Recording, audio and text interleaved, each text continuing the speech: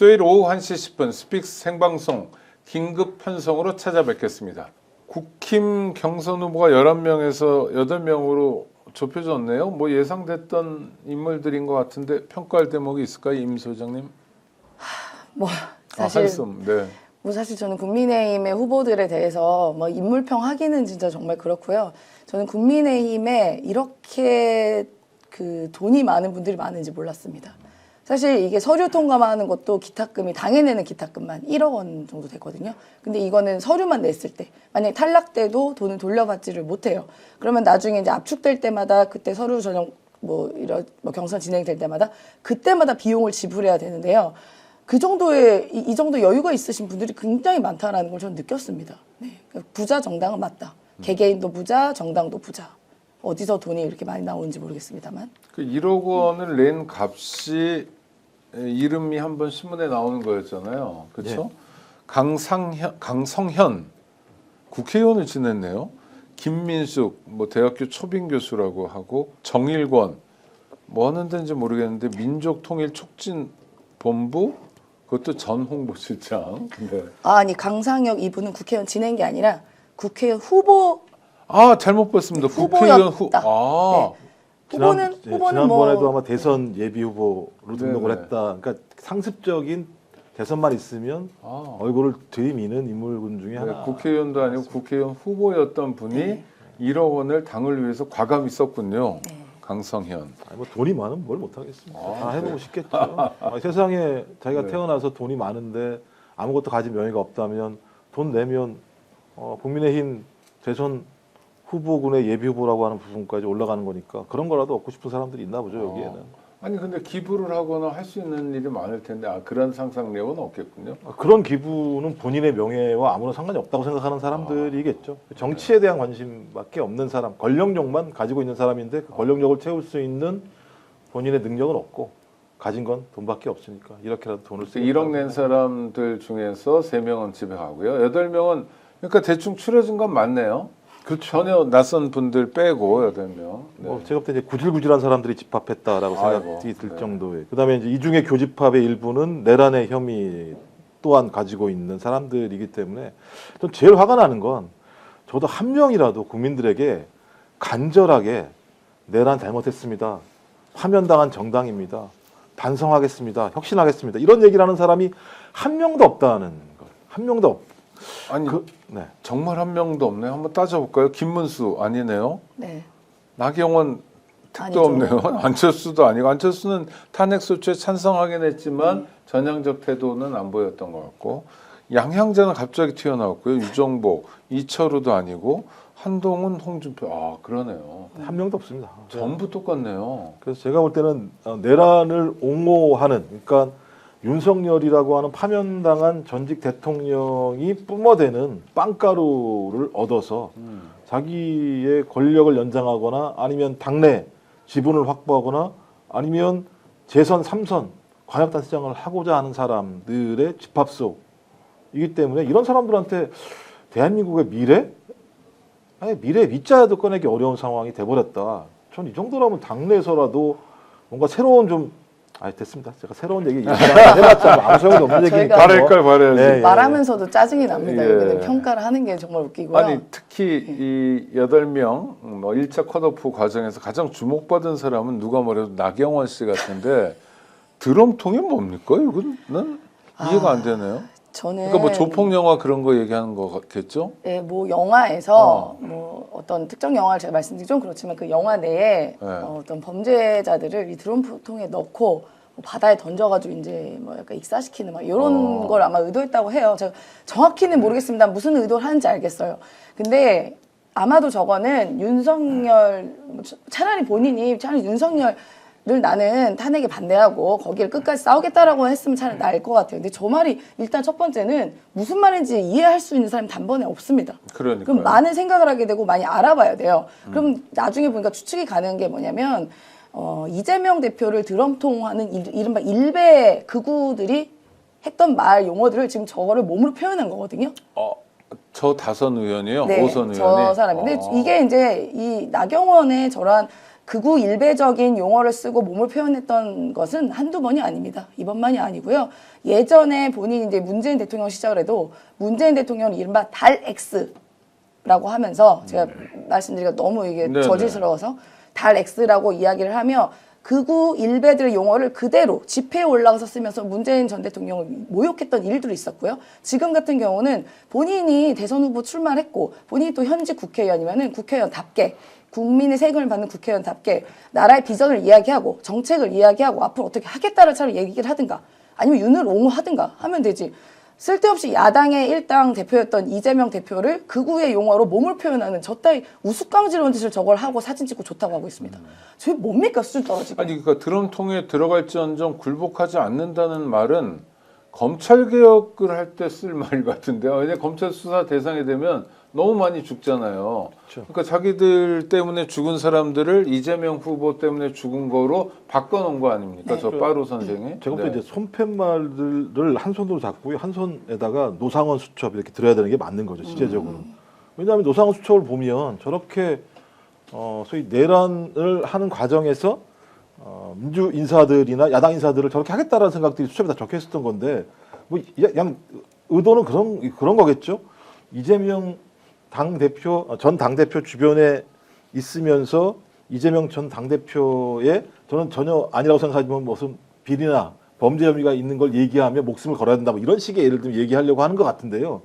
아니 문제는 법원이 다 무죄를 낸 거 아니에요? 그럼요. 아무런 네. 문제가 없는 것이고 다 그분들 같은 경우는 검찰 수사, 제가 볼 때 강압 수사라고 생각이 드는데 강압 수사를 통해서 그런 강압 수사 과정에서 본인이 그런 예를 들어 극단적인 선택을 할 수밖에 없었다는 것이 제가 볼 때 훨씬 더 본질인 것 같은데 이렇게 하는 이유는 이번 국민의힘의 대선 경선은 극우 집단들에게 호소하지 않으면 득표력을 가질 수 없다라고 하는 걸 반증하는 사진이라는 생각이 들어요.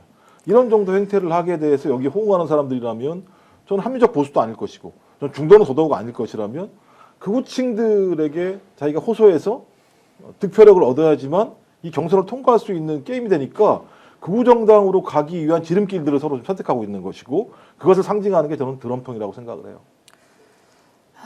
네, 유치에서 더 이상 말을 이어가기가 좀 어렵기도 하고 부끄러워요. 저런 걸 놓고 코멘트한다는 게. 그러니까요. 이게 그래도 다선 의원이라고 또 수도권 다선 의원이 저런 수준 낮고 질 떨어지는 일을 하면서 마치 자랑스러운 듯. 만약에 저게 실수일 수도 있습니다. 그러면은 차라리 사과하고 뭐 죄송하고 뭐 우리가 뭐 보자진 실수야 차라리 이렇게 말을 하는 게 맞죠. 끝까지 잘했다고 하는 거거든요. 저는 인터뷰도 했더라고요. 이거 관련해서 뭐 7명이나 이재명 후보 관련된 사건의 관계자들 유명을 달리했다. 그래서 공포 정치를 이야기한다라고 이야기를 하는데 아까 우리 김정욱 박사님 말씀하신 것처럼 그 유명 달리하신 분들은 검찰의 포갑, 뭐 사실도 아닌 거 계속 진술하고 강압했던 거에 대한 그 불안감과 압박감 때문에 돌아가신 분들이 다수거든요. 그러면 그 검찰의 포갑에 대한 이야기를 하는 게 맞는 거지. 저게 무슨 저질스러운 일입니까? 이거는 돌아가신 분들에 대한 능욕적인 일이라고 저는 보여지고요. 당연히 뭐 이재명 대표와 관련도 없지만 이런 식으로 정치를 본질을 흐리고 이렇게 너무 정치를 희화화하는 게 정말 저는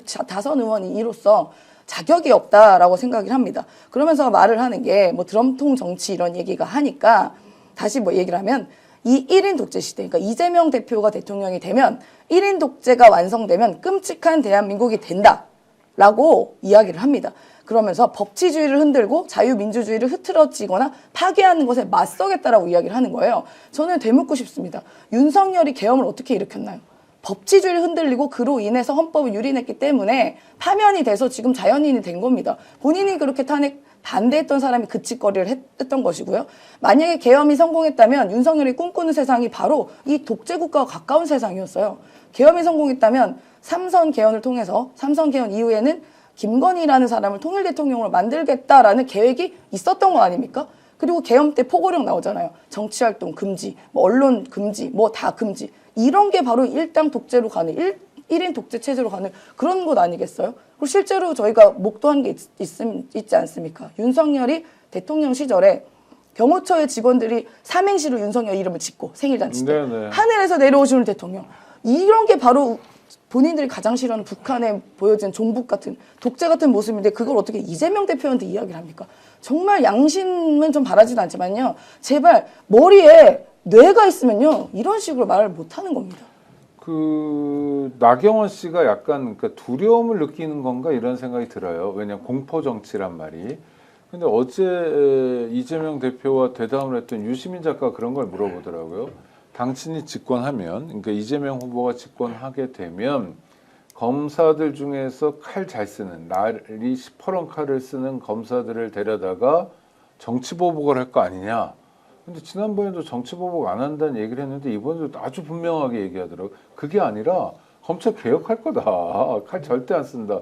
그거 쓰면 우리도 망한다. 어떻게 보셨어요? 아니 그리고 대통령은 그럴 권한이 없어요. 실제로는 윤석열은 지가 막 한 거지만 대통령은 그렇게 검찰에게 수사해라 마라 얘기할 예를 들어 권한이 없는 사람입니다. 그래도 뭐 인사권을 통해서 영향을 미칠 수 있고 문재인 정부 때 적폐 수사가 있었으니까. 아니 그래서 네. 이재명 전 당대표 얘기하는 예를 공수처를 더 확대하겠다고 얘기하는 거잖아요. 공수처는 대상이 누구냐?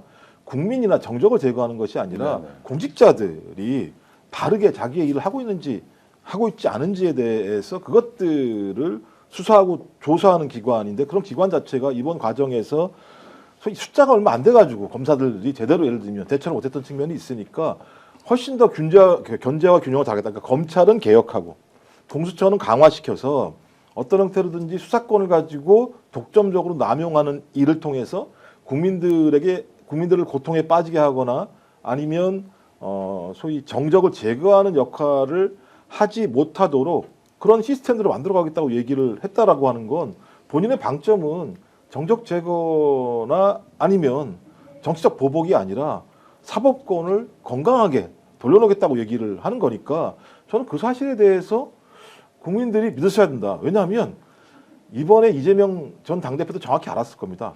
야, 저 군대 병력을 투입해도 국민들이 다 막아내는구나. 아니 군대 병력이 투입돼도 국민들이 막아내는 상황인데 자기가 검찰권을 가지고 남용하면 국민들이 가만히 있겠습니까? 그리고 제가 볼 때 검찰권이라고 하는 것들이 사라져야죠. 제가 볼 때 어떤 수사권이라고 하는 부분들이 합법적으로 활용이 되는 세상이 돼야 된다는 생각이 들고 저는 그거 앞서 아까 나경원 얘기 나왔습니다만 본인이 6년 전에 신성한 국회에서 빠루 들고 설쳐가지고 국회법으로 걸려가지고 지금까지 지금 수사받고 기소돼가지고 재판도 아직 안 받고 있잖아요. 6년 동안. 그러면 그렇죠. 본인이 스스로 자기를 돌아보면 죄송합니다. 빨리 재판을 해주세요. 라고 하는 것이 맞는 거지. 드럼통에 들어가가지고 저런 쓸데없는 얘기를 하는 거 보면 저자들은 기본적으로 공감 능력이 전혀 없는 자들이에요. 그러니까 본인들이 얼마나 잘못했는지에 대한 부끄러움은 아무것도 없고 남에 대해서만 엄청난 이 폭력을 가해내는. 그러니까 6년 전에는 빠루로, 그 다음에 작년에는 윤석열이 총칼로 예를 들면 국민들을 억압했던 거 아니겠어요? 그러니까 저는 참 저자들을 보면서 저자들은 빨리 조사받고 수사받아서 법에 의해서 단죄를 받아야 될 자들이라고 생각합니다. 국민의힘 의원들이 뭐 범죄와 연관이 됐다 이런 게 많잖아요. 추경호 의원도 뭐 20억 수수설, 뭐 그다음에 이철규 죽었지만 장제원, 그다음에 명태균 게이트 뭐 수두룩한데 그래서 이재명 정권에 대한 공포를 가지고 있다. 정치 보복을 할 거라고. 근데 이재명 후보는 뭐 그럴 일 없을 거다. 이렇게 선을 긋고 있는데 믿어도 될까요? 아니 이재명 대표 전 대표야말로 정치 보복의 가장 큰 희생양이죠. 어떻게 보면요. 윤석열 정권 들어와서부터 시작부터 정적 제거에 윤석열 정권을 몰입을 했고 그러면서 이재명 대표 관련해서 뭐 압수수색을 300여 차례 넘게 했고 심지어 가족 그다음에 같이 일했던 동료들까지 전부 탈탈 뒤져서 뭐 몇 분은 아직도 이제 구속 수감돼 계시고 그 고통스러운 나날을 보내지 않았겠습니까? 어쨌든 첫 번째부터 사법살인을 저지르려고 했던 것이 이 윤석열 정권입니다. 그렇기 때문에 이 고통과 위험한 것이 누구보다 잘 알고 있는 것이 바로 이재명 전 대표 스스로일 겁니다. 그래서 당연히 정치 보복을 할 이유가 없는 것이죠. 근데 잘못을 했으면 잘못에 대한 대가는 받아야 되는 겁니다. 그런데 지금 이 뭐 나경원 뭐 의원을 비롯해서 이 수많은 국민의힘에 있는 의원들이 자꾸 이재명 전 대표 보고 정치 보복할 것이라고 그러는데요. 그거는 본인들이 지은 죄가 많기 때문에 그런 거 아니겠습니까? 본인들이 지은 죄가 없으면 이렇게 나경원 의원처럼 여러 가지 고발된 고소된 건이 없으면 본인들이 뭐가 무서워가지고 이재명 대표가 대통령에 대한 보복 수사할 거라고 그렇게 철석같이 믿고 있는지 모르겠어요. 당연히 지은 죄가 있으면 죄를 받아야죠. 이분들은 아마도 이럴 것 같습니다. 나경원 의원 같은 경우도 제가 2018년부터 고발 16건 했거든요. 어이구. 예, 16건이나 고발했습니다. 최근까지. 죄가 있으니까 고발을 한 거예요. 근데 지금까지도 단 한 번의 수사를 받은 적이 없습니다. 남편이 판사란 이유인지 모르겠습니다만 받은 적이 없고 그 외에 다른 의원들도 수많은 죄가 연루되어 있는 게 많아요. 그러면은 정식적인 재판을 받고 수사를 받고 판결을 받으면 되는 겁니다. 그러니까 나경원 의원 어떤 행동을 보였습니까? 한동훈 전 장관한테 예전에 그렇게 얘기했다잖아요. 이른바 빠루 사건에 대해서 자기 공소 취소해달라고. 그 당시 한동훈 법무부 장관한테 어떻게 뭐 로비 청탁했던 것이 한동훈 장관 입에서 나왔습니다. 그랬죠. 그만큼 본인이 가진 죄가 많으니까 그런 게 두렵기 때문에 그걸 일부러 미리 선전포고한 거다라고 생각이 됩니다. 왜냐하면 당연히 지금은 윤석열 정권이 며칠 전까지 윤석열 정권이기 때문에 검찰을 장악한 정권이기 때문에 기소를 안 해버리면 끝나버렸잖아요. 어떤 막대한 힘에 의해서. 그런데 나중에 이제 뭐 민주당 정권이 되고 만약 이재명 정권이 된다 하면 당연히 자유롭게 법대로 하는 게 너무나 당연한 순리 아니겠습니까? 그런데 본인들이 죄가 많으니까 미리 이런 거죠. 내가 만약에 수사받고 기소받으면 야 이거 정치보복이다. 이재명이 정치보복하는 거다. 복수하는 거다. 이렇게 밑박가는 거라고 저는 생각이 안 듭니다. 아니 김종욱 박사님 말씀하셨듯이 나경원 씨가 네. 2020년 1월에 기소가 됐어요. 국회 선진화법으로. 네. 그리고 이분은 이제 손괴 이런 게 있어가지고 양형이 세요. 그러니까 7년까지예요. 국회법상은 되겠습니다. 네, 이거는. 7년까지기 네. 때문에 한번 들어가시면 오래 사셔야 되는데 문제는 1심을 5년 반 동안 하고 있어요. 그러니까 제가 볼 때는 5년 반 동안 하는 게 아니라 안 한다고 봐야 되는 거죠. 지금 상황. 그러면 어떻게 안 할 수 있을까? 그러니까요. 저 때는 어떤 권력의 힘, 외압을 통해서 이걸 막지 않고서야 또 그다음에 이게 나경원 하나만 들어가 있는 게 아니라 거기에 있는 전직 그다음에 현직 국회의원들 같은 경우가 다 지금 기소가 돼 있는 상황이고 당직자도 지금 기소가 되는 상황이니까 전체적인 그 압도적인 힘을 통해서 하지 못하도록 외부에 강압을 하는 거니까 이 얘기는 결론적으로 뭐냐? 국민의힘은 권력을 가지면 내가 죄를 졌더라도 자기의 권력을 통해서 수사조차 하지 못하거나 수사를 해서 기소를 했다고 하더라도 재판까지 가지 못하게 계속 연장해낼 수 있는 힘이 있는 거다. 그럼 그 힘을 누가 줬을까? 제가 볼 때는 법원도 있겠습니다만 검찰이에요, 기본적으로. 검찰이 수사해서 기소해서 재판까지 다 예를 들면 본인이 공소를 유지하는 거 아니겠습니까? 공소를 유지할 의지가 없으니까 아무런 제한도 안 할 것이고 그럼 법원도 그래라. 서로 예를 들면 짜웅치듯이 가는 상황이기 때문에 저는 이제 만약에 정권이 넘어간다면 그럴 수 없겠죠, 당연히. 어떤 형태로든 이 사건은 결론을 내야죠. 왜냐하면 국회에서 소위 빠루라는 무기를 들고 국회의 어떤 국회 진행을 갖다가 폭력적으로 막은 행위를 6년 동안 방치한다면 앞으로 누구라도 빠루 들고 나가고 뭐 몽둥이 들고 나가고 그래서 아무 문제 없다는 거잖아요. 그래서 총까지 들고 왔나요, 이 사람들이? 그건 총을 들고 온 자는 다른 자네요. 네, 네, 파면당한 다른 자니까. 그러니까 뭐 그거야 다른 걸지 모르겠습니다만 제가 볼 때 국회를 개무시하는 거나 마찬가지인 거죠. 국회는 다 아십니다만 국민들이 들어앉아 있는 거나 마찬가지잖아요. 그렇죠. 죄니까요. 네, 그러면 그럼요. 국민들의 의사가 집행이 돼서 입법으로 하는 공간인데 지들 마음에 안 든다고 빠루 들고 문투대로 맞고 그다음에는 윤석열 같은 경우는 총 들고 장갑차 들이밀고 헬기 날라오고 이런 식의 짓을 했다라고 하는 거면 국민의힘은 기본적으로 국민을 개무시하는 정당이라고 하는 부분들을 스스로가 6년 전 빠루를 통해서 작년 총과 장갑차 헬기를 통해서 확인을 한 거고 또 이번도 마찬가지잖아요. 사법부가 판결을 내리면 따르기를 합니까? 따르지도 않아요. 그러니까 입법부 무시, 사법부 무시, 무조건 내가 권력을 잡으면 독재할 거야라고 밖에는 달리 해석할 수 없는 정당이라고 하는 것이 확인된 거죠. 이재명 후보에 대해서 맨날 언론과 국힘이 사법 리스크 얘기를 했는데 국힘은 굉장히 많은 사람들이 진짜 백이 사법 리스크잖아요. 그러니까 도둑이 제발 저린다 이런 상태인 거. 그러니까 격렬한 언어를 쓸수록 일베에 가까울수록 아스팔트에 가까울수록 사법 리스크가 크구나. 이렇게 생각하면 대충 맞는 거겠네요. 네, 그러니까 이른바 뭐 이런 표현으로 한번 비유를 들어보면, 그러니까 겁 많은 개, 겁먹은 개가 가장 크게 짖는다고 하지 않습니까? 네, 네, 네. 저는 그런 모습으로 보여집니다. 그래서 아니, 뭐 오죽하면 헌법재판소를 처부 숫자라고 국민의힘 국회의원이 얘기하고 이제 가루는 주로 이제 그 목사랑 그 강사가 주로 사자들이 하는 거였었고요. 이런 식이 상황이니까 그러니까 제가 볼 때는 이 당이라고 하는 게 다른 헌법기관을 대하는 태도가 뭐 뻔한 거죠. 근데 그런 사람들이 권력을 잡으면 누가 고통받느냐? 그 헌법기관이 대의하고 있는 국민들이 피해를 볼 수밖에 없는 상황인 거죠. 내란 세력은 거짓말이 전유물 같기도 하고 무슨 특허가 있는 것 같은데 최상목이가 또 거짓말한 게 밝혀졌습니다. 핸드폰을 바로 바꿨다며요. 네, 이 근데 12월 7일 날. 아니라고 그랬잖아요, 원래. 아니, 그러니까 아니 이 현장에서도 그랬어요. 네. 바꾸지 않았다고 그랬더니 네. 정청래 위원장이 아니 내가 통신사에 물어보니까 당신 바꿨던데? 네.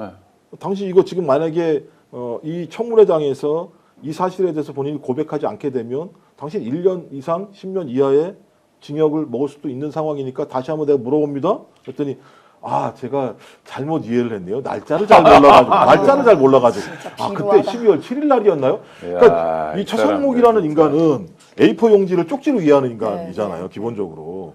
대인이네요. 그러니까 자기가 굉장히 큰 사람이니까 A4 용지 하나는 쪽지네요. 제가 그렇게 아이고. 키는 큰 것 같지 않은데 그러니까. 그 다음에 갑자기 아유. 핸드폰도 갑자기 사실이 밝혀지니까 아 날짜를 까먹었네요. 저는 이 정도의 인지력과 이 정도의 사고 능력이라면 이런 사람한테 어떻게 경제를 맡깁니까? 그냥 빨리 내려와야 되는데 또 미국 가게 되나? 미국 가서 또 협상하겠다는 거잖아요. 말도 안 되는 거죠. 자기가 무슨 권한이 있다고 미국에 가서 관세 협상에 대한 협상을 통해서 얻어올 수도 없어요. 아니 트럼프가 가가지고 최상목이 왔다고 아이고 최상목 오셨네 관세 깎아줄게요 이러겠습니까? 그럼요. 전혀 불가능한 건데 아니, 관세 깎아도 다른 거 매길 수도 있죠. 그러니까 제가 볼 때 그래서 지금 알래스카가 지금 걸려 있는 네. 거잖아요. 알래스카에 보니까 돈이 장난이 아니게 들어갈 상황인데 지금 이 고난대행이라는 사람이 앞으로 이 해봤자 한 4, 50일 정도밖에 안 할 사람의 대행으로 가가지고 그걸 계약을 하려고 한다? 말도 안 되는 소리죠. 빨리 제가 볼 때는 최상목은 탄핵시켜야 돼요. 최상목 탄핵시켜야 되고 그다음에 심우정도 탄핵시켜야 되고요.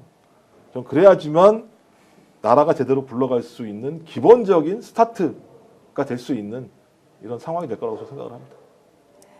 공직자로서 기본이 없는 걸 떠나서 그냥 범죄적인 것 같아요. 네. 이렇게 진술하고 이런 거 보면요. 예, 그러니까 거짓말이 일상화돼서 이제 우리는 조그만 거짓말을 하더라도 이게 마음이 찔려가지고 표정도 변하고 말투도 바뀌고 그렇죠. 얼굴도 붉어지고. 얼굴도 붉어지고 막 그런 게 이제 보통의 사람들인데 이제 이들은 너무 체화가 된 거예요. 그러니까 내가 거짓말을 어느 순간 하는지도 모르게 그냥 말이 주주주주 그때 상황에 맞춰서 요때 기회주의적으로 요때 요 거짓말 요때 요 거짓말 그러니까 맨날 이분들이 충돌하는 게 어제에 나와 과거에 나와 매일매일 싸우는 게 그때 거짓말 이때 거짓말 충돌을 하거든요. 그러니까 뭐가 맞는지 우리가 잘 모르잖아요. 근데 그거에 타는 윗선 바로 누구냐? 바로 윤석열이라는 내란 수괴입니다. 이 우두머리가 그동안 그런 짓을 한 거예요. 공직자일 때 그리고 검찰 때부터 그리고 대통령일 때부터 수없이 밤낮 없이 외국에 나가서도 거짓말, 국내에서도 거짓말, 야당한테도 거짓말, 언론에도 거짓말, 매번 거짓말. 뭐 본인 가족에도 거짓말 했을 수도 있습니다. 김건희한테도 거짓말. 그러니까 이게 거짓말이 일상화된 게 어느 순간 이 공직사회에 스물 내려와서 뿌리 깊게 자리가 잡은 것 같아요. 그러니까 사실 이게 너무 이게 표현이 진부하지만 윗물이 맑아야 아랫물이 맑다는 얘기가 네네. 너무 진부한 표현이지만요. 바로 그 윗물이 거짓말쟁이인 거예요. 거짓말쟁이, 사기꾼, 소시오패스, 사이코패스. 뭐 제 이런 표현에서 뭐 거북할 수 있을지 모르지만 사실 그동안의 일을 보면 그런 경우들이 되게 많거든요. 그런 정황들이. 그럼 그런 게 공직사에 뿌리 깊게 자리 잡았고 이른바 윤석열 라인이라고 사람들, 나와 비슷한 사람들 혹은 내 말을 들어주는 사람들, 나와 반대되는 사람 다 잘라버리고 하니까 그런 인간들만 오롯이 알맹이처럼 엑기스처럼 딱 남은 게 바로 지금의 윤석열 라인업입니다. 최상목, 한덕수, 그 외 줄줄이 뭐 심우정, 말해 뭐 이진숙 쫙 그러니까 걸러 나온 엑기스만 남은 게 지금의 라인업이에요. 그래서 우리가 이건 자고하면 할 것 없이 이 사람들은 사실 있으면 피해가 돼요. 국가 상황에서. 그러니까 다 날려도 사실 우리 기존에 있었던 공무원 이른바 기존의 국가 시스템으로 충분히 굴러갈 수 있습니다. 적어도 멈추게만 할 수 있어요. 이들의 폭거를. 멈추기만 하고 빨리 다음 정부 들어서면 회복하고 돌릴 수가 있습니다. 근데 이들이 어느 정도 본인들의 사익을 위해서 얼마큼 더 국가를 망칠 수 있을지 모르겠어요. 아까 트럼프 뭐 이거 관세 이야기 하셨는데 그냥 가만히 있어야 됩니다. 지금은요. 지금 트럼프가 이 지금 국내 상황을 모르겠습니까? 지금 무정부 상태인 것이고 윤석열, 한덕수나 최상목은 미국이라면 그냥 절절절절 기는 심지어 트럼프가 한덕수와의 통화 이후로 모든 나라는 나의 엉덩이를 빨 준비가 되어 있어라는 그런 천박한 이야기를 하면서 약간 한국을 겨냥하거든요. 한덕수와 통화 이후로 그 말을 합니다. 그 말인 즉슨 이 사업가 완전 비즈니스 원탑맨인 트럼프가 대한민국이 얼마나 뽑아먹을 게 많겠습니까? 지금 이 무정부주의 상태에서. 그러니까 지금은 함부로 나서면 안 되는 거예요. 그럼요. 일괄 타결 말도 안 되고요. 미국 출장 자체가 말이 안 됩니다. 그래서 또 그 구독자 여러분들도 그런 지적해 주시는데 미국 출장 갔다가 거기 눌러 앉을 거 아니냐. 망명하겠다고 뭐 아니 그러니까 그런 게 웃기는 소리가 아니라 정말 그러고도 남은 사람들이다. 미국채 다시 사는 것만 봐도 그리고 변명도 했다며 은행원이 권했다고. 아니 말이 안 그 말이 안 정도도 되는가요? 몰라요, 기재부 장관이? 아니 기본적으로 그 국채를 사게 되면 누가 피해를 보는 겁니까? 우리 국민, 우리 경제가 피해를 봐야지만 자기가 돈을 버는 거잖아요. 그러니까요. 그건 제가 볼 때는 본인이 더 잘 알죠. 본인이 경제 쪽에서는 경제통이라고 얘기하는 사람이고 3년 동안 이 나라 경제를 갖다가 어떤 형태든지 용산과 그다음에 그 국무위원 정부 라인에서 다 조치했던 사람인데 은행원이 자기한테 와가지고 야, 이거 하면 돈을 법니다라고 얘기한다고 자기가 이거 돈 버네 이거 해야겠네라고 했다고 한다면 본인은 그거 사는 순간 자기는 이제 장관을 그만둬야겠구나 하고 얘기하는 게 상식적인 건데 제가 볼 때 다 본인이 머리 굴려가지고 이 와중에도 이거 그러니까 그런 거죠. 이거 모를 거야. 내가 산다고 하더라도 절대 모를 거야. 나는 그럼 요걸 해가지고 이렇게 상황이 되니까 야 우리 경제가 상황이 안 좋아질 것 같은데 야 윤석열 아래에 있으면 우리 경제 좋아질 턱이 없어 라고 본인이 판단을 했겠죠. 그러면 나라를 말아먹을 소위 장관이 존재하게 하는 게 우리 입법부 국회가 해야 될 일인가? 그렇지 않은 거잖아요. 그럼 유일한 방법은 하나밖에 없어요. 탄핵밖에 없습니다. 국회가 할 수 있는 유일한 방법은 정도를 걸어야 한다 이런 말씀이네요. 헌법 질서를 지키기 위해서. 탄핵을 해야 된다는 말씀이에요. 그러니까 정도를 걸어야 된다. 아니 자기 권한을 일. 행사해야 된다는 거예요. 네, 국민을 네, 위해서. 네, 네. 국민을 대신해서 자기 일을 해야 이런 자가 된다. 있으면 네. 나라 경제가 무너지고 나라 경제가 무너지게 되면 민생이 더 어렵게 되고 민생이 더 어렵게 되면 자영업자들은 더 예를 들면 나락으로 떨어질 수밖에 없는 복원하는 상황이죠. 것도 너무 힘들고요. 그럼요. 그러기 전에 선제적으로 탄핵을 하는 건 민생을 살리는 길이다. 그러니까 최상목 탄핵은 민생을 살리는 길이다. 네, 최상목 탄핵은 민생을 살리는 길이다. 민주당으로 잠깐 가보겠습니다. 약간 신기한 일 같기도 한데 이재명 후보의 후원회가 만들어졌는데요. 첫 번째는 그날로 후원금이 다 찼다면서요? 그날은 이틀 걸렸어요. 이틀에? 네, 이틀. 그리고- 어제 10시부터 후원이 열어가지고요. 네. 오늘 아까 방금 전에 다 찼다고. 그러니까 하루 만에. 예, 만 하루. 네, 만 하루. 만 하루. 그건 대단한 것 같은데 또 놀라운 거는 큰 손이 없었다면서요? 네. 전부 다 10만 원 이하? 99%가 소액 와. 후원자이고요. 이제 이 금액이 29억 4천만 원 정도 되거든요. 네네. 그러니까 굉장히 큰 거죠. 그래서 한 6만 명? 예. 네, 이런 사람, 아니, 7만 명? 사람들이 네. 화를 냈어요. 뭐라고 그랬냐면 제발 부탁인데 많이 하지 마라.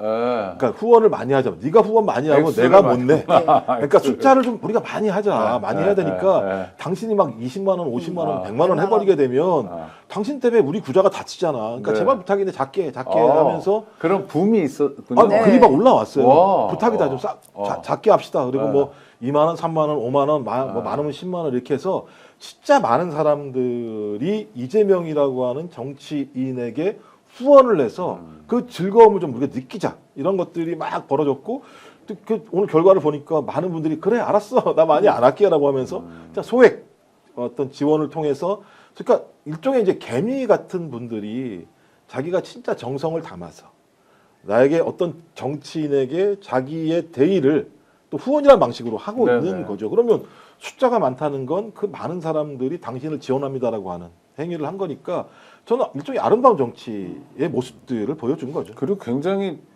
죄송한 말씀은 똑똑하시네요. 사람들이. 아, 그런 계산들을 다 하고 네. 숫자가 늘어야 된다. 이렇게 큰 손이 필요한 게 아니다. 우리에게. 경험이 있었습니다. 네. 저번에 다친 게 많아. 예전에- 저번에 네. 못난 사람 되게 아. 너무 많았어요. 네. 그러니까 이재명 의원의 후원금도 있잖아요. 네네. 예전 그게 뭐 1억 5천 액수가 정도 되잖아요. 액수가 작잖아요. 그래서 네네. 의원 시절에 후원금 열면 몇 분 만에 그냥 다 소진이 돼버리는 거예요. 네네. 그래서 그 지지하고 싶고 후원해주고 싶으신 분들이 내가 또 놓쳤다 이런 게 이제 노이로제가 생긴 거예요. 그래서 어제 같은 경우도 10시 오픈했는데 많은 분들이 계속 이제 온라인으로 기다리고 있었다가 10시에 네. 짜잔 오픈했는데 너무 서버가 많이 몰려서 잠시 중단돼가지고 잠시 혼란이 있었던 게 뭐냐면 벌써 찬 거야? 이래가지고 포기한 분들이 약간 있었습니다. 와. 근데 10시 반부터 다시 계좌가 정상으로 오픈이 됐죠. 네, 김밥 맛 좋아. 네. 슈퍼챗을 쏴주셨습니다. 임세훈 소장님 윤석열 파면까지 늘 앞장서서 고생하셨어요. 목도 아프신데 힘내세요. 이재명 정부에서 꼭 큰 역할 하시길요. 라고 아유, 써주셨습니다. 고맙습니다. 후원회 구성도 주목받을 만합니다. 보통 후원회 하면 굉장히 유명한 사람들, 그 홍준표도 보면 옛날 저 탤런트인가 이런 분들 이렇게 쭉 세우잖아요. 연예인들 세우고 그러는데 그게 아니라 5.18과 이번 내란 사태까지 관통하는 여성을 후원회장으로 모시고 네. 또 남태령에서 고생했던 젊은 여대생, 네, 네, 여성 대학생이죠. 네, 네. 이런 분들도 모시고 이거는 야 이거 괜찮다 이런 생각이 들어요. 네. 어떻게 평가하세요? 뭐 저는 예를 들면 국민들이 요구하는 또는 대중들이 요구하는 것들을 가장 잘 아는 정치인이 좋은 정치를 한다고 생각을 하거든요. 그러면 지금 많은 국민들은 대통령 후보자 또는 향후 대통령에게 뭘 요구할까? 저는 딱 두 가지라고 생각을 합니다. 내란을 좀 완벽하게 진압해 달라라는 생각을 가지고 있을 것 같고요. 두 번째는 진짜 윤석열 정부 3년 동안 먹고 살기 힘들어 죽을 뻔했다. 민생 문제에 대해서 조금이라도 희망을 좀 갖게 해달라. 그런 길들을 열어달라. 전 이 두 가지 길이라는 생각이 드는데 한 축에서 이재명 지금 전 당대표 같은 경우는 소위 먹사니즘, 잘사니즘이라는 걸 통해서 민생 문제 회복, 소위 경제의 미래에 대한 전망들을 만들 수 있는 투자 이런 측면들을 통해서 국민들에게 희망을 주는 방향이 하나라면 또 하나는 이제 후원회라고 하는 걸 통해서 내란 진압이라고 하는 역사는 단지 이번 사건뿐만 아니라 과거부터 계속 이행해 왔던 박정희, 전두환을 넘어서 윤석열까지 왔던 과정들이기 때문에 이런 역사의 과정마다 그 과정을 지켜줬던 국민들이 만들어준 성과라고 하는 측면에서 그런 어떤 광주의 아픔을 갖고 있는 분을 후원 회장으로 앉히셨던 것 같기도 하고요. 또 하나는 남태령이라고 하는 건 가장 중요한 게요. 남태령의 역사는 소위 이 우리나라의 노동자 농민들과 젊은 친구들이 연대를 한 매우 상징적인 사건이라고 생각을 합니다. 한 번도 뚫지 못했던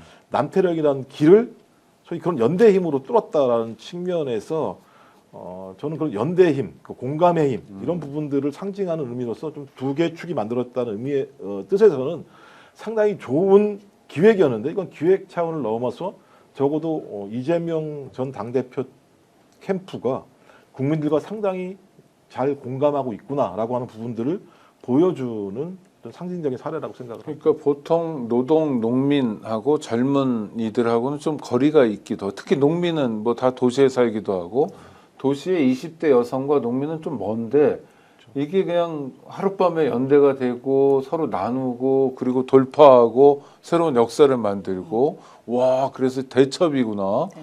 의미가 있는 거네요. 네. 엄청 의미가 있죠. 보통 이제 후원회 같은 분은 좀 명망가, 그렇죠. 좀 유명하신 분 이렇게 하는 경우가 많은데 일단은 이재명 예비 후보 같은 경우에는 본인이 제일 유명합니다. 일단. 네. 그래서 그렇죠. 그지 더 유명한 누굴 붙여놔도 맞아요. 누가 오신들 사실 근데 홍준표도 유명하잖아요. 뭐 다른 의미로 그렇게 좀, 비교하면 기분 나빠하시죠.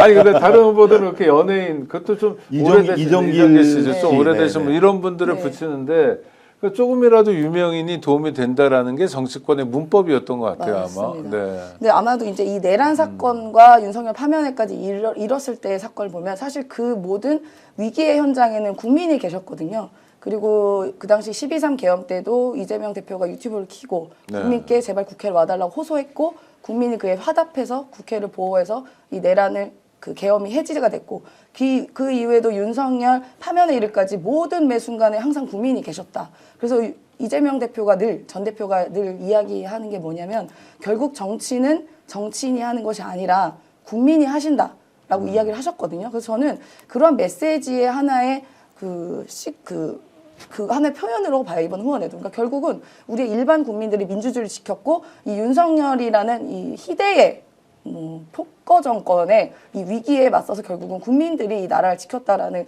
그러한 표현으로 이렇게 상징이 되신 일반 국민들을 후원회장으로 하신 거 아닌가라는 싶습니다. 정치는 메시지다. 네. 근데 메시지 중에 요새 좀 이해가 안 되는 분이 하나 있는데 김두관 씨인데요. 민주당에서 제일 먼저 대선 출마를 선언했는데 제일 먼저 빠져나갔어요. 그러면서 김대중 노무현 정신을 얘기했는데 이건 어떻게 평가해야 됩니까? 이거 그 평가까지 해야 되나요, 저희? 아니 그 다음 얘기도 또 제가 김두관 씨 궁금한 행보가 있어서요. 제가 볼 때는 김두관이라는 인물은 어찌 보면 노무현 정부에서 상당히 예를 들면 촉망받았던 정치인 중에 한 최대 수혜자죠. 그러니까 군수부터 시작해서 행자부 장관 군수부터 행자부 장관까지 했었고 그다음에 정치적으로도 상당히 의미 있게 성장할 수 있을 거라고 하는 많은 생각들이 있었고 또 뭐 김포에 왔다가 다시 또 험지라고 얘기하는 거, 험지인지는 모르겠지만 경남에 내려가서 한 번 정도 국회의원 더 했었고 이랬었는데도 불구하고 저는 어느 순간부터 본인의 꿈이 실현되지 않고 있다라고 하는 생각, 본인의 생각이 실현되지 못하고 있다라는 이런 본인의 판단 때문에 그 길을 막고 있는 사람을 저는 이재명 당대표, 전 당대표로 생각하고 있는 거 아닌가라는 느낌이 많이 들었어요. 그다음에 그래서 그런 과정에서 이번 선거를 통해서 자기가 나름대로 좀 일정한 자기의 어떤 영역이나 자기의 어떤 지지세를 만들고 싶었었는데 또 김경수라는 후보가 나오게 되면서 실제적으로 친노 친문이라고 하는 어떤 상징성이라고 하는 측면에서는 오히려 김경수라고 하는 전 경남지사가 훨씬 더 많이 가지고 있는 상황이기 때문에 본인이 그럴 만한 여지마저도 소위 만들 수 없다라고 하는 판단들을 하니까 이제부터는 다른 정치적 방식을 통해서 본인의 정치적 출구를 만들어야 되겠죠. 뭐 김두관 전 의원이 들으면 기분 나쁠지 모르겠습니다만 그렇게 되지 않았으면 좋겠습니다만 양양자 전 의원 같은 케이스가 그런 거 아니겠습니까? 본인이 오락오락 저락가락 하면서도 자기의 정치적 행보를 위해서라면 지금 내란을 일으킨 그 집권 여당에 들어가서 경선까지 하는 행태들이 분명히 있는 거 아니겠습니까? 저는 그런 길까지 가지 않았으면 좋겠다라고 생각을 하고요. 지금이라도 좀 거울 앞에 돌아와서 본인 스스로가 어떤 정치를 해야 되는지 다시 한번 고민했다는 생각이 들어요.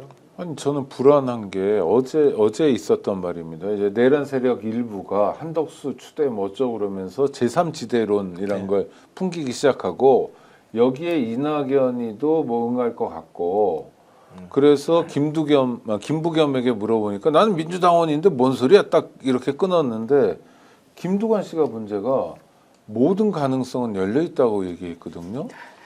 이 선을 넘는 건가요? 어떤 건가요? 아니, 그러니까 김두관 전 의원이 자꾸 김대중 대통령, 노무현 대통령 정신을 이야기하면서 본인들이 억울함과 불만을 이야기하는데요. 지금 하는 행위가 정확하게 반 김대중, 반 노무현 정신인 겁니다. 김대중 대통령, 노무현 대통령 하면 뭐예요? 민주주의 아닙니까? 민주주의, 평화, 통합, 소통, 공정 뭐 이런 게 말하면 더 굉장히 많지만 민주주의를 위해서 목숨 바쳤던 게 김대중 대통령이셨고 그 이후에는 또 노무현 대통령이 민주주의를 비롯해서 여러 가지 국민들과 공정하고 소통하고 하는 게 그것인데 김두관 전 의원은 기본적으로 민주당 그 공당에서 정한 룰을 지키지 않는 게 민주주의를 어긋난 거라고 보거든요. 예를 들어 이재명 전 대표가 이 룰을 만든 게 아니에요. 이재명 대표도 선수입니다. 선수고 이른바 심판이 이 룰을 그 위원회가 따로 있어요. 경선관리위원회에서 위원회와 그 각국 중앙위원회 전국에는 중앙위원들이 이 룰에 대해서 찬성하고 통과가 된 거예요. 그게 바로 정확한 당내 민주주의에 의해서 나온 룰을 그걸 거부하겠다? 이거는 반민주주의적인 이야기를 하는 거죠. 게다가 뭐 제3지대 이야기를 하는데 그 안에 만약에 내란을 막지 않고 혹은 내란에 동조하거나 내란을 멀리서 지켜봤던 세력과 함께한다. 이거야말로 너무나도 반민주주의인 것과 결을 함께하는 것이라고 봅니다.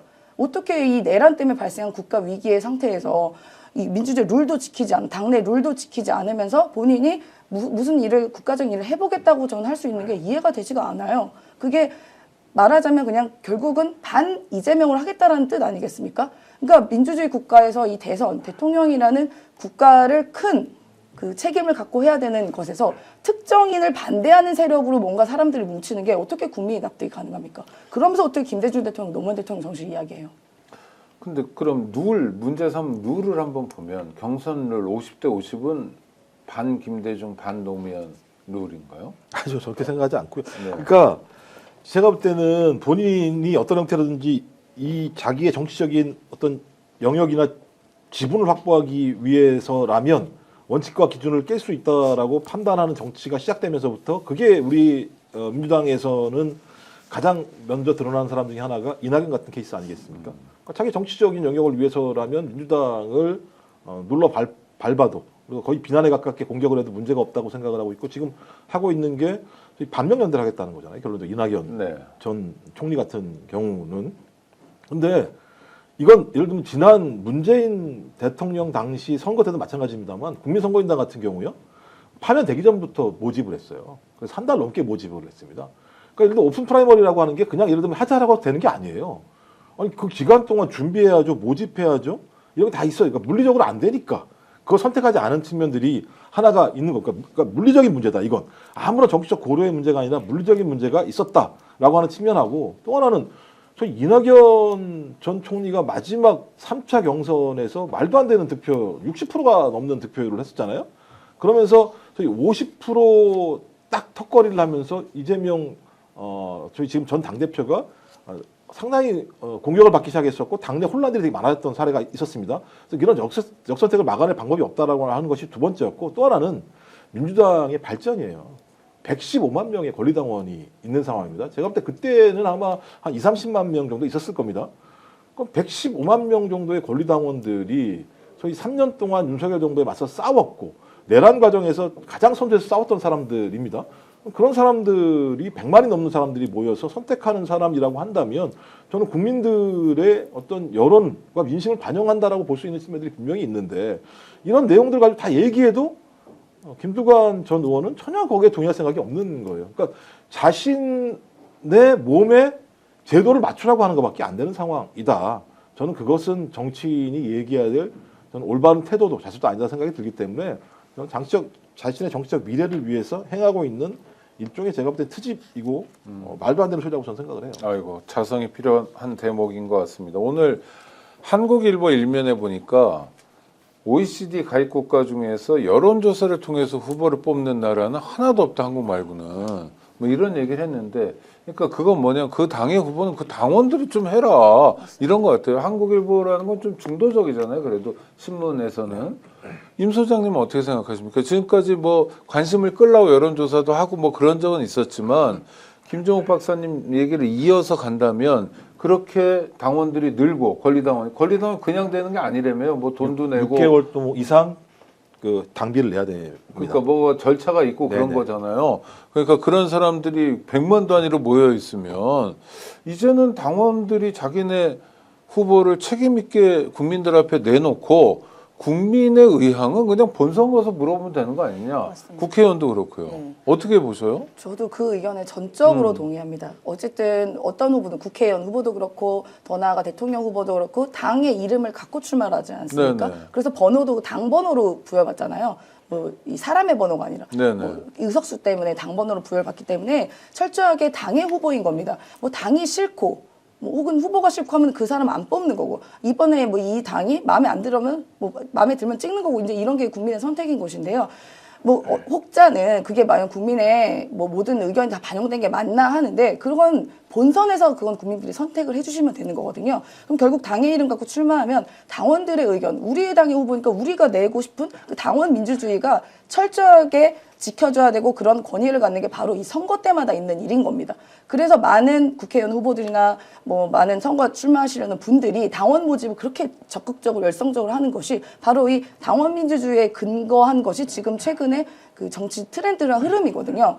그런데 사실 이번에 대선 후보 때도 당원들은 이렇게 요구했어요. 우리가 몇 년 동안 당비 내고 고생하고 집회도 나가고 우리가 당원의 이름으로 민주당 당원들이 집회 많이 나왔어요. 많이 나왔죠. 깃발 들고 네. 옛날 학생들처럼 네. 엄청 나왔어요. 그건 평가해야 돼요. 맞습니다. 예. 특히나 이번 계엄 사건 때 거의 매일매일 그러니까. 그 추운데 나왔는데 우리가 이렇게 고생하고 금전적이든 물리적이든 나의 시간적이든 소비를 한 것은 우리가 우리 당 후보 우리가 뽑고 싶다. 우리의 권위를 좀 인정해 달라라는 그런 무언의 외침도 분명히 있는 것이거든요. 그래서 대선 후보 때도 사실은 지금 50대 50으로 나와 있지만 8대 2까지 해달라고 당원들은 끊임없이 요구를 했습니다.